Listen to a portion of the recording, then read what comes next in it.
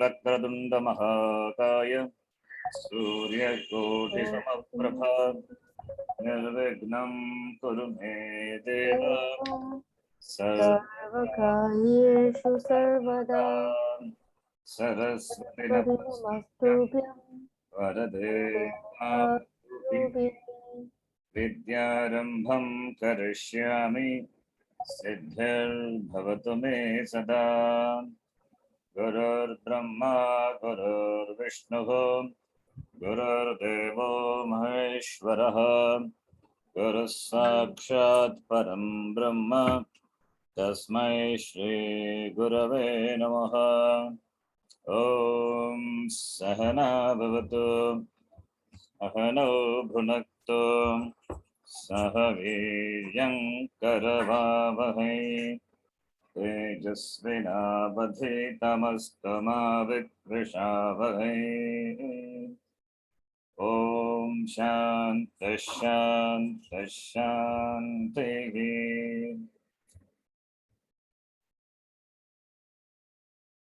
After the introduction to Gita, then the Dhyana Shlokas, now we have come to the context in which the Gita took place. So it means the background, the story. The story is going to be told very briefly. Mahabharata, as we know it, is a huge, voluminous grantha, and therefore the whole Mahabharata cannot be covered. After Gita also, after Yuddha also, the story continues, but here we are going to see only the context in which the Gita took place. Swamiji has beautifully given here the story we will read. The background behind the birth of the Gita.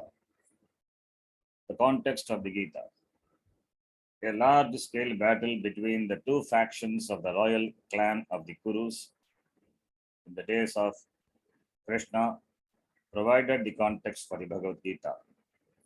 The people belonging to this Kuru clan were called Kauravas.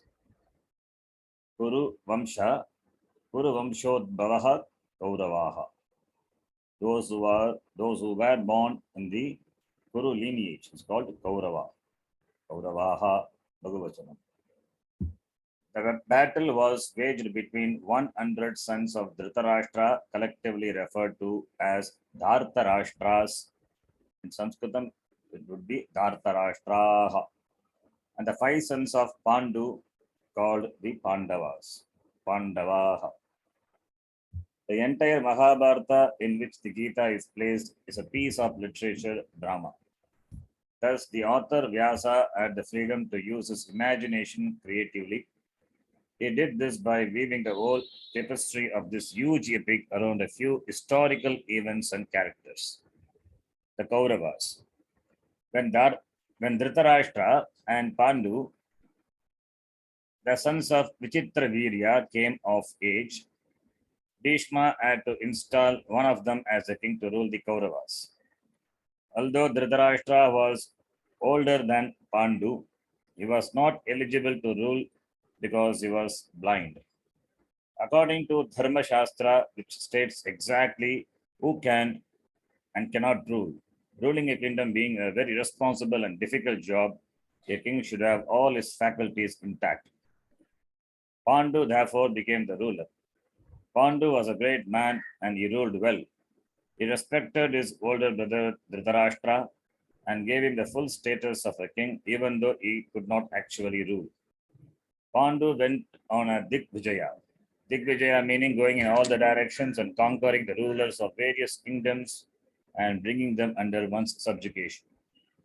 It's called Digvijaya, and brought in wealth and prosperity to the kingdom. He also extended the frontiers of his kingdom. Once Pandu decided to go to the forest along with his wives Kunti and Madri and a huge retinue to hunt and enjoy the life of living in the forest. There, once he came across a pair of deer which were sporting together. Without thinking, he shot arrows at them and mortally wounded them. In that instant, the pair of deer took on the original forms of a rishi and his wife. They assumed the form of a deer and were cavorting freely. Then the rishi by the name Kindama cursed Pandu that if ever he would unite with his wife, he would die instantaneously and hence would never be able to beget children. After this, Pandu renounced his kingdom and took to an ascetic way of life in the forest along with his wives. He observed many kinds of austerities, and his wives Kunti and Madri also practiced the austerities along with him. Thus, all three of them lived a life befitting the Vanaprastha. The fact that he could not beget any children was a source of great sorrow to Pandu. His wife Kunti had been given a mantra as a boon by the sage Durvasa once when she had served him very well. This mantra had the power to bring any god to earth and bless her with a son. Therefore, at Pandu's behest, she gave birth to three sons, Dharmaputra, Bhima, and Arjuna, using the mantra. She also helped Madri to beget the twins, Nakula and Sahadeva, using the mantra. Later, being able to resist the temptation, when Pandu tried to approach Madri, the rishis curse took effect and he died. Because she had been instrumental in causing Pandu to die, Madri put an end to her life by committing sati after entrusting her two sons to the care of Kunti. Sati means after the death of the husband, the wife also offers himself into the Agni and give up her life. That is called sati. It's was an old Hindu practice, but now it is completely abolished. After this, the rishis in the forest brought Kunti and the five sons of Pandu to Hastinapura and entrusted them to the care of the elders of the Kuru clan. The entire clan accepted the five brothers as the rightful heirs of Pandu. Bhishma entrusted to Dronacharya the task of education and training in archery and warfare of all the princes. The 100 sons of Dhritarashtra and the five sons of Pandu, after their education was completed, they all demonstrated their skills in public during their graduation ceremony. Then, by the unanimous decision of all the elders, Dharmaputra, the oldest of the Pandavas, was installed as the crown prince and was entrusted with the responsibility of ruling the kingdom. Dharmaputra, also known by the name Yudhishthira, was committed to a life of dharma, to what was right, even at the cost of his own welfare. Because Dharmaputra was born by the grace of Lord Yama, he was also called Dharmaraja. The second son was Bhima, a man of valor and strength. He was born by the grace of Lord Vayu. He also had a great heart and was committed to Dharma. Then there was Arjuna, the most versatile of them all. Not only a master archer, Arjuna had a thorough grasp of logistics. He knew all about warfare, how to organize an army, how to advance, how to fight. There is a Shastra for all of this, explaining the various ways to arrange an army into appropriate formations, vyuhas, it is called vyuha in Sanskritam, so that when the front lines are gone, there are other lines to back them up. All of this requires a lot of study and understanding. Besides being an expert in warfare, Arjuna was very adept in performing and fine arts. He was a great dancer, musician, and a man of great name and fame committed to dharma. Nakula, a younger brother to these three, was also an archer. Sahadeva, the youngest, was considered to be a wise man, a jnani, and a great astrologer. Nakula and Sahadeva were twins born to Madri by the grace of the twin gods, Ashwini Kumaras, the celestial physicians. When it became obvious that war with Duryodhana was inevitable, Dharmaputra asked Sahadeva when the Pandavas should begin the war against their cousin Duryodhana so as to win. Sahadeva gave his brother a certain time. Duryodhana, having the same respect for Sahadeva and his integrity, also asked for an appropriate time to begin the war against the Pandavas. Sahadeva naturally gave Duryodhana a time meant to make the war go in his favor. This one episode alone in the Mahabharata presents Sahadeva as an extraordinary person with all the additional qualifications of a prince, such as skill in archery and warfare. However, thanks to Lord Krishna's grace, Duryodhana could not start the war on time.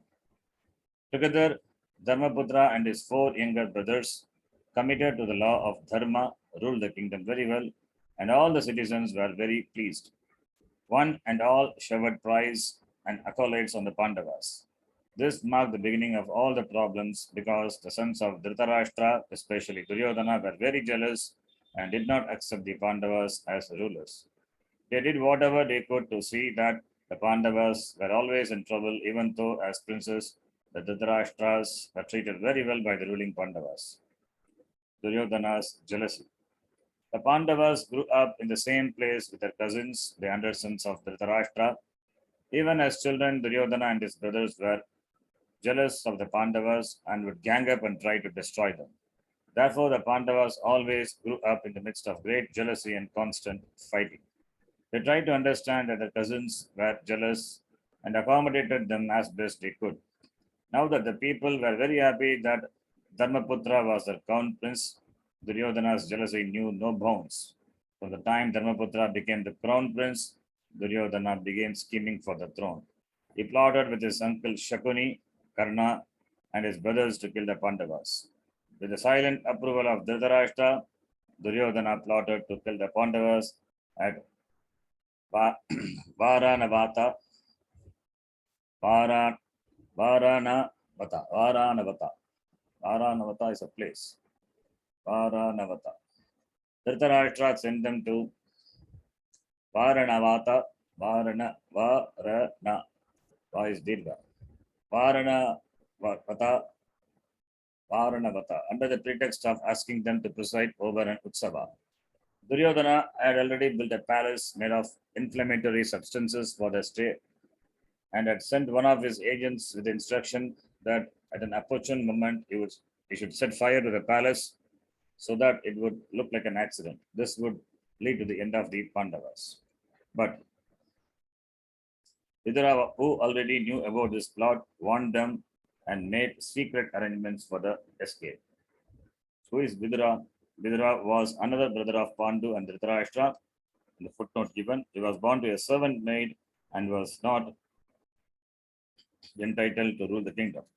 He was a minister to the king and was a great soul. He was Dharma incarnate. Many a time he would try to give advice to Dhritarashtra. There is a Gita in Mahabharata, and the name of the Gita is Vidura Gita, the teaching of Vidura. And about Shakuni and Karna, we can read a footnote. Shakuni was a brother of Gandhari, Duryodhana's mother. He was a veil schemer who advised Duryodhana in his actions against the Pandavas. Then Karna.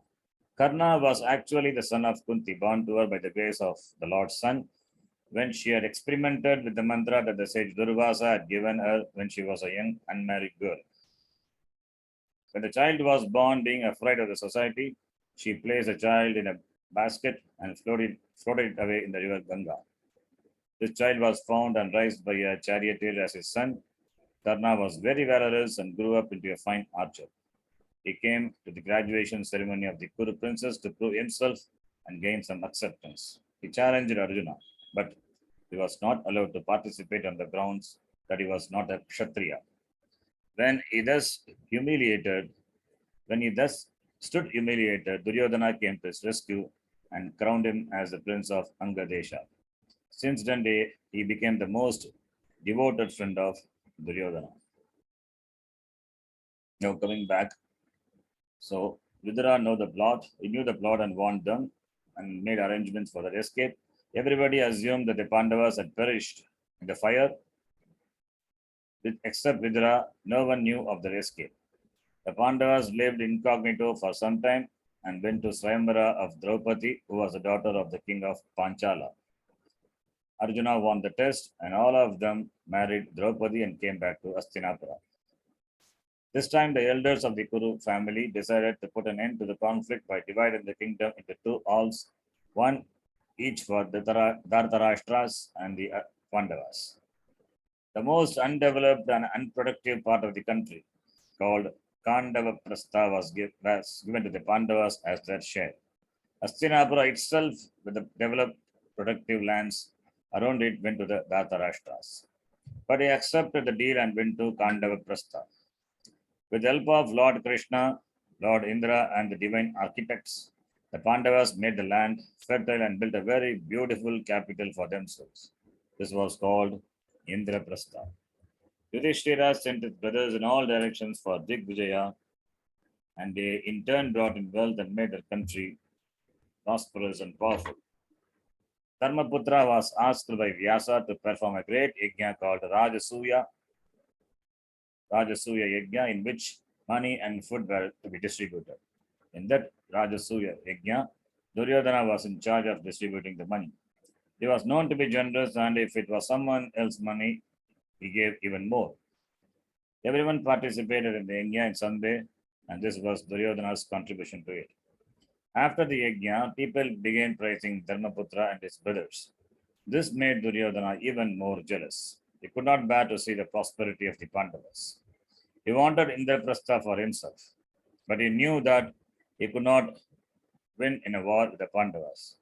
Shakuni advised him to invite Dharmaputra for a game of dice and said that he would play on behalf of Duryodhana and win for him Indraprastha and all the Pandavas and all that the Pandavas owned. With his father's consent, Duryodhana invited Dharmaputra for a game of dice.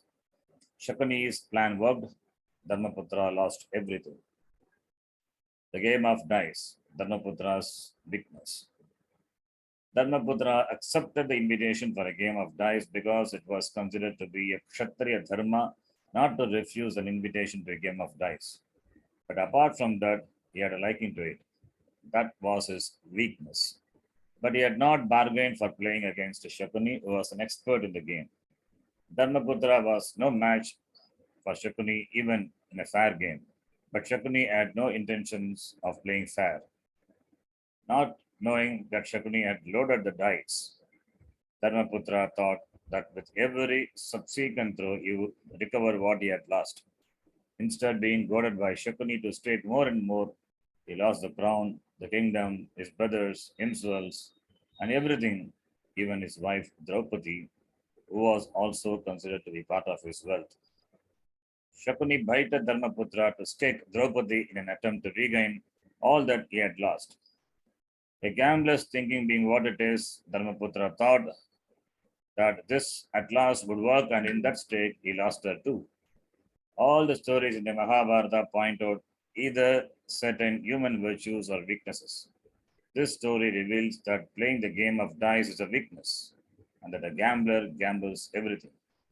There is a value here, and the value is to be understood. Dharmaputra's weakness was gambling, and he paid dearly for it. The story then continues to tell how Draupadi was drawn into the court where she was insulted and attacked by Duryodhana's brother Dushasana. But while she was being disrobed, Krishna helped her by continuing to lengthen her sari until her attacker finally became exhausted by his efforts. Although she had sympathetic support, no one else was able to help her because of Dharma. Dharmaputra had staked his wife and lost her to another. Whatever he did with her or allowed to be done to her was his right. Because of the commitment to Dharma, the furious Pandavas had to remain helpless witness, controlling themselves from doing anything to stop Dushasana's malicious act. Krishna's grace was Draupadi's only support, which saved her from further humiliation. The exile of the Pandavas. The Pandavas felt humiliated. The other four brothers were bound by love and honor to Dharmaputra. That prevented them from killing Duryodhana and others then and there. So they stood there with suppressed anger and frustration, and Draupadi appealed to the elders in the assembly for justice. Many signs of ill omens appeared at that time. Then Bhima declared that he would kill Duryodhana and Dushasana in war later. Arjuna declared that he would kill Karna. Sahadeva vowed to kill Shakuni. Nakula in turn vowed to kill Shakuni's son. These declarations were terrible and frightening. At this, Dhritarashtra lost his nerve and promised Draupadi he would offer everything back to the Pandavas and they should give and forget and go back to Indraprastha. Then Bhima, Drona, and other respected elders too told Duryodhana that what had happened was wrong and that Dharmaputra should continue to rule the kingdom. But Duryodhana would not budge an inch. And then everyone agreed to play one more game with the condition that if the Pandavas won, they would get back their kingdom back, and if they lost, they would go to the forest for 12 years, during which time Duryodhana would rule the kingdom. When they returned, however, the kingdom was to be given back to the Pandavas. Duryodhana agreed to this condition with one amendment. That is, for one additional year, the Pandavas should live somewhere incognito without being recognized by anyone. If any one of them was discovered, they would all have to serve another period of 12 years in the forest plus one more year living incognito Ajnatavasa. In this way, Duryodhana was certain that he could send the Pandavas back into exile for 13 more years because he had so many spies moving about the kingdom. At least one of the Pandavas would surely be recognized, he thought. Thus, the Pandavas lived for 12 years in the forest and one more year incognito in the kingdom of Virata. Each of them became employed in the king's palace, Dharmaputra as a companion to the king, Bhima as a special cook, Arjuna as the teacher of dance and music to the women. Arjuna had been cursed by the celestial damsel Urvashi that he should lose his masculinity. Lord Indra had modified the curse to take effect for a period of 1 year whenever he chose. Thus, Arjuna opted for it to take effect for this period of Ajnatavasa, and he taught music and dance to the royal ladies of the king of Virata. In this way, Pandavas lived out the remaining year unrecognized by anyone. Because Duryodhana had suspected their presence in Virata, he engineered a border skirmish in order to bring them out into the open.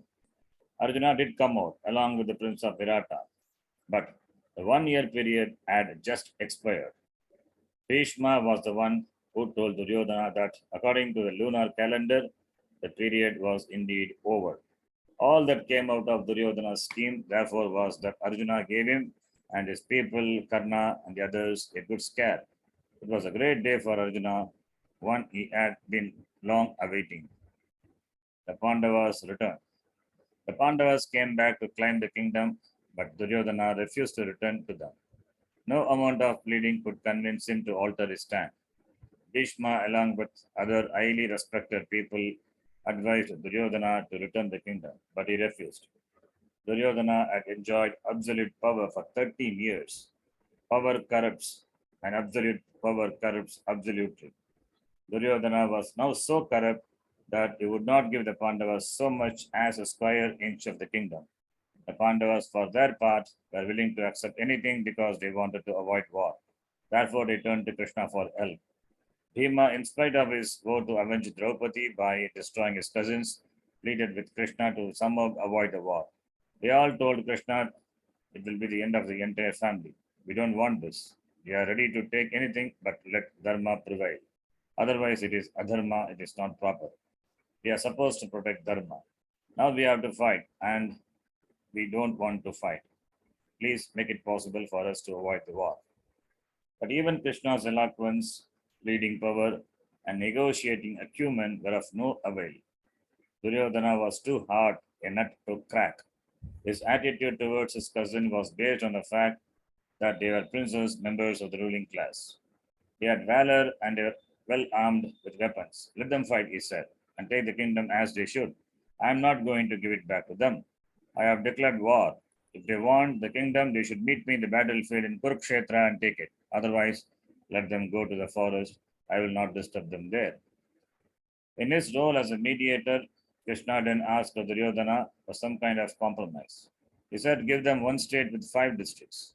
Give them a district with 5 counties. Give them a county with 5 villages. Give them a village with 5 houses. Give them a house with 5 rooms at least. Duryodhana refused to give even one needle point of land to the Pandavas.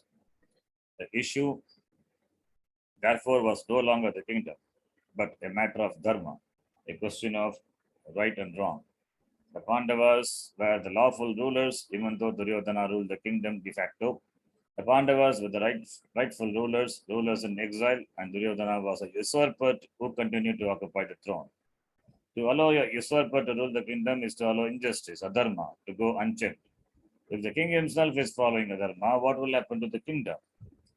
Just as a fence put around a growing crop to keep out stray animals should not creep into the field and destroy the crop, so too, a ruler should not destroy dharma. Rulers, kings are all fence like protectors.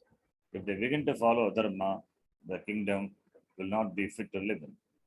That is a daily prayer that says, Nyayena margena mahishaha paripalayantam iti.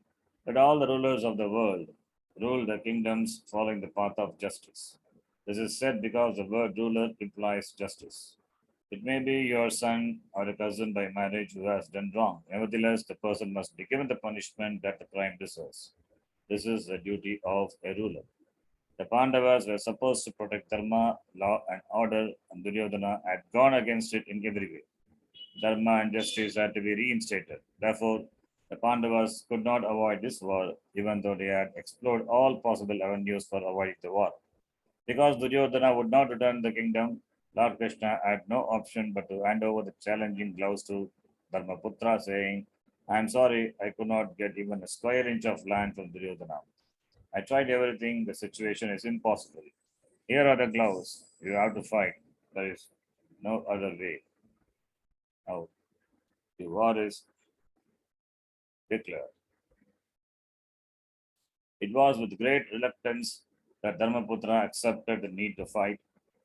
In the meantime, both the parties had begun gathering whatever support they could. Since Duryodhana was the ruler, he was able to sway people to his side by bribing those who were willing to compromise. Such people are prepared to ignore what is right and wrong when it suits their purpose. Thus, using his money, power, land, and position, Duryodhana gathered a large number of people, kingdoms, armies, and supplies, everything required to wage a war. Neighboring kingdoms felt that if they did not give Duryodhana their support, they would have to face the consequences. Duryodhana was the emperor, whereas they were lesser kings and chieftains. Therefore, they could also have elected to join the Pandavas. Duryodhana sent his brothers and special messengers to elicit their support. They agreed to join his ranks primarily out of fear. Therefore, the number of people who refused to give him their support because they lived according to Dharma was very few. There are always a few people in any society who live their lives according to Dharma. We read in a Tamil verse that it is because of these people that the rains come, the winds blow, and the flowing water still find its own level, meaning that there is some order in the society. Here too, there were a few people who were not threatened by Duryodhana, still less tempted by his offers because of their commitment to Dharma. Unbribable and virtuous, these people cast their lot with the Pandavas. Then the Dharma of war. The war is going to be started, that we will see. We will see that in the next class. Om Purnamadah Purnamidam Purnat Purnamudachyate Purnasya Purnamadaya Purnamevavashishyate Om Shanti Shanti Shanti Harihi Om Shri Gurubhyo Namaha Harihi Om Dhanyavada.